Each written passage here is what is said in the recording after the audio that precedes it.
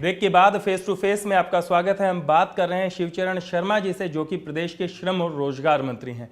शर्मा जी, आप रोजगार मंत्री भी हैं, श्रम की तो हमने आपसे बात की। रोजगार के क्या कुछ नए साधन हरियाणा वासियों को मिले हैं आपके मंत्री रहते हुए? हरियाणा में जो बच्चा जितना काबिलियत का है उसके हिसाब से उसको नौकरी मिली है। और आगे अब जो बच्चे पढ़ाई के लिए बाहर जाते थे वो पढ़ाई का भी इनका पूरे हरियाणा में इंतज़ाम हो गया है। कई यूनिवर्सिटी बनी है, कई कॉलेज बने हैं, कितने स्कूल बनवाए गए हैं। जैसे जैसे बच्चा ये जाता रहेगा, जिस लायक बनता रहेगा, उसी हिसाब से उसको नौकरी मिलती रहेगी। अब काफ़ी रोज़गार मिले। जो बच्चा पढ़ेगा नहीं उसे रोज़गार कहाँ मिलेगा। अब क्लास 4 की बहुत सारी जगह निकाली हैं, जो जिसमें 8वीं पास रखे हुए हैं, तो उन्होंने फार्म भरे, वो सारे लगेंगे। तकरीबन जितनी पोस्टें खाली हैं उसी प्रकार से क्लर्कों की निकाली हैं, उन्होंने भी, लोगों ने जितने पढ़े हैं अपने फार्म भरे हैं, उनका भी नंबर आएगा।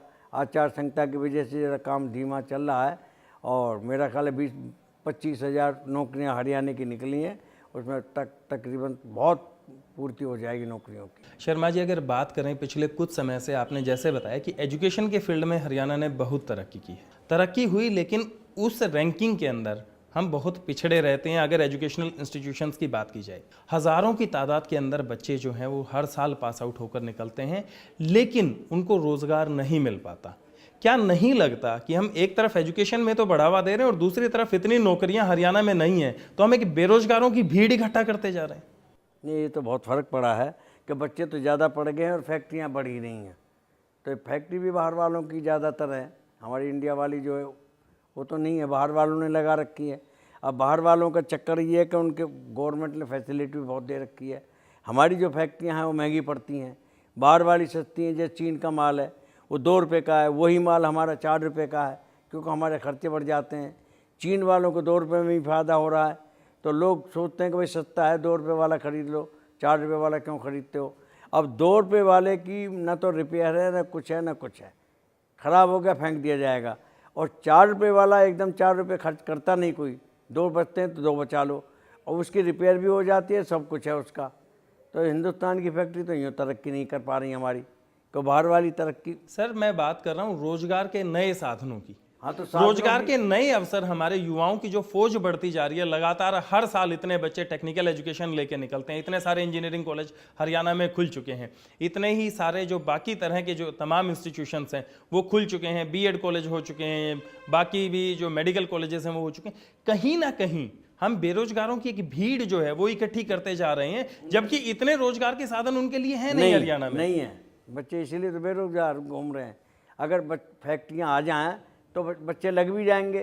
सीएम साहब लगे हुए हैं, बात कई जो उन्होंने बाहर के मुल्कों में कॉन्ट्रैक्ट किया है फैक्ट्रियों के लिए, कुछ अपनी भी कुछ उनकी प्लानिंग है। अगले टर्म में ही जो इलेक्शन होंगे उसमें आएंगे तो अपना कुछ करेंगे। वो सबको पता है कि बेरोज़गारी बहुत ज़्यादा बढ़ गई है, बच्चे पढ़ गए तो बेरोज़गारी बढ़ गई। सर, हरियाणा के युवाओं को कबूतरबाजों के चंगुल से बचाने के लिए हरियाणा सरकार ने विदेश रोजगार ब्यूरो एक बनाया। उस ब्यूरो ने अब तक कितना काम किया और कितने लोग ऐसे हैं जो अब तक उस ब्यूरो की सलाह से, उसके मार्गदर्शन में विदेश के अंदर जाकर नौकरी कर पाए? विदेश में गए भी काफ़ी हैं आदमी, यहाँ से हमारे ही थ्रू गए हैं, लेकिन जितने जाने चाहिए उतने नहीं गए। तो क्या आपको लगता है कहाँ कमी रही? क्या कोई प्रशासनिक कमी है या कहाँ पर पूरे सिस्टम में कमी है कि एक विदेश रोजगार ब्यूरो बनाया जाता है? पूरे देश में पहला अपने तरह का एक सरकार पहल करती है कि हमारे जो युवा हैं उनको कबूतरबाजों के चंगुल से बचाया जाए, लेकिन जिस लेवल पर उसको काम करना चाहिए था वो उतना काम नहीं कर पाता। कहीं ना कहीं वो फ्लॉप होता दिखाई देता है। कहीं ना कहीं कोई कमजोरी तो रही है। जितने दफ्तर के खुले हुए हैं, सब कुछ साधन है, और उतने बच्चे बाहर नहीं जा पा रहे। अभी 2 साल से थोड़े जाने शुरू किए हैं, इससे पहले 2-3 साल तो गए ही नहीं बच्चे। तो कहाँ आपको कमी लगती है और उसमें सुधार के लिए आपने क्या कुछ कदम उठाए? कहीं ना कोई कमी तो है जो हम नहीं पकड़ पाए उस बात को। तो उसको कब पकड़ा जाएगा? सर, कार्यकाल तो पूरा ही होने वाला है सरकार 3 साल का। में बच्चे ही नहीं गए हमारे। नहीं, 3 साल में बच्चे नहीं गए, जब से आपने कार्यभार संभाला कुछ बच्चे गए, लेकिन क्या उस सिस्टम को इतना रिफाइन नहीं कर देना चाहिए था कि वो सिस्टम जो बनाया गया था, जो योजना के अंदर कमी थी, उन कमियों को पूरा किया जाए और हमारे जो युवा हैं, जो बेरोजगारों की भीड़ बढ़ती जा रही है, एटलीस्ट वो विदेशों के अंदर जाकर विदेशी पूंजी अर्जित करके अपना घर का गुजर बसर कर सके। विदेशों में भी तो आराम नहीं मिलता।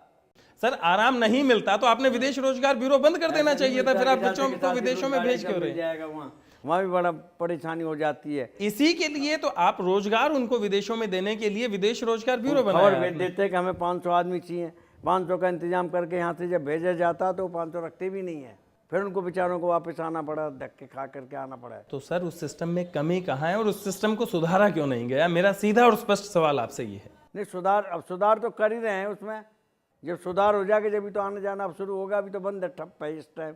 चलिए सर, अब आपसे राजनीतिक चर्चा का अगर रुख करें तो प्रदेश कांग्रेस के अंदर फूट की जो बात है, कहाँ तक मानते हैं कि प्रदेश कांग्रेस की जो आपसी फूट है, जो आपसी मनमुटाव है, इसका खामियाजा कांग्रेस को कितना भुगतना पड़ रहा है? अब मेरी नज़र में तो फूट दिखाई नहीं दे रही मुझे तो, क्योंकि मैं कैसे कह दूं कि भाई आपस में फूट है। सर आपको फूट दिखाई नहीं देती, लेकिन कुमारी शैलजा जो कि एक कद्दावर नेता रही है, केंद्रीय मंत्री रही हैं, वो पूरे प्रचार के दौरान कहीं भी नजर नहीं आती। अकेले मुख्यमंत्री भूपेंद्र सिंह हुड्डा ही अपना रथ लेकर निकलते रहते हैं, आपको तो फूट नजर नहीं आती। मतलब है ना कि वो तो सेंटर में है। नहीं, सेंटर की मिनिस्टर हरियाणा से, अंबाला से वो जो सांसद हैं, ठीक है, अब राज्यसभा के अंदर हैं, वो पूरे प्रचार के दौरान कहीं भी दिखाई नहीं देती, आपको फूट नजर नहीं आती।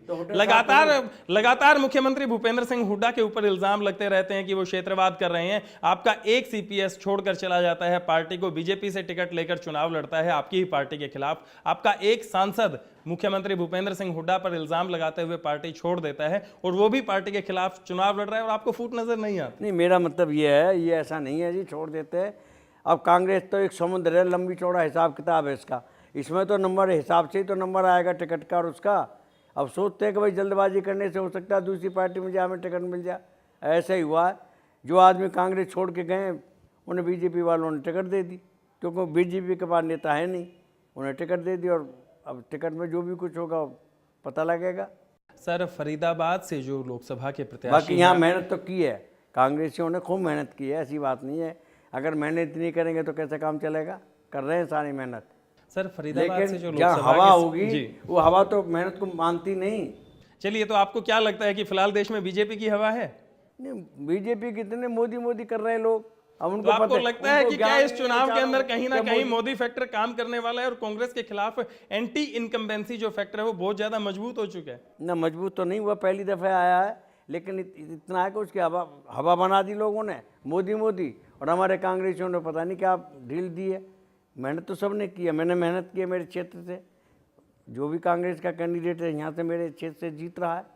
सर फरीदाबाद के अगर जो वर्तमान जो सांसद हैं अवतार सिंह भड़ाना, उनकी बात की जाए, जो फिलहाल चुनाव भी लड़ रहे हैं लोकसभा का, उनके लगातार जो इल्ज़ाम है, उनका कहना है कि क्षेत्र के विधायकों और मंत्री ने चुनाव में उनकी कोई मदद नहीं की। फिर ऐसा क्यों कहा उन्होंने? मैं कैसे कह सकता हूँ जो की है कि नहीं, मैं अपने क्षेत्र का जिम्मेदार था, मेरे क्षेत्र में मेरे जो जिससे मैं एमएलए हूँ, मेरे वहाँ से जो का मेहनत की है मैंने खूब तबीयत से, मेरे यहाँ से जीत रहा है वो, औरों के बारे में मुझे कोई ज्ञान नहीं है। शर्मा जी, एक नई नवेली पार्टी मैदान में आ चुकी है, आम आदमी पार्टी। दिल्ली के अंदर उन्होंने करिश्माई रिजल्ट दिखाया, उसके बाद हरियाणा के अंदर भी उन्होंने चुनाव में ताल ठोकी। सबसे पहली रैली उन्होंने हरियाणा में की और उसके बाद पूरे देश के अंदर वो चुनाव में उतर चुके हैं। आपको क्या लगता है आम आदमी पार्टी का कितना जनाधार रहेगा हरियाणा में? हरियाणा में तो नहीं रहेगा बिल्कुल भी, शर्मा जी, हरियाणा में बिल्कुल नहीं रहेगा। आम पार्टी में कोई समझदार अच्छा नेता नहीं है, वही 2-3 नेता हैं। बाकी जो बेरोजगार युवा हैं वो सोच रहे हैं कि पता नहीं क्या कुछ मिलेगा, इसमें क्या कुछ हो जाएगा, वो इसके साथ लग गए। अब वो लगने से तो बात नहीं बनेगी। अब उनको दिल्ली की सत्ता भी दे दी, वो दिल्ली की सत्ता भी नहीं संभाल सके, उसे भी छोड़ के भाग गए।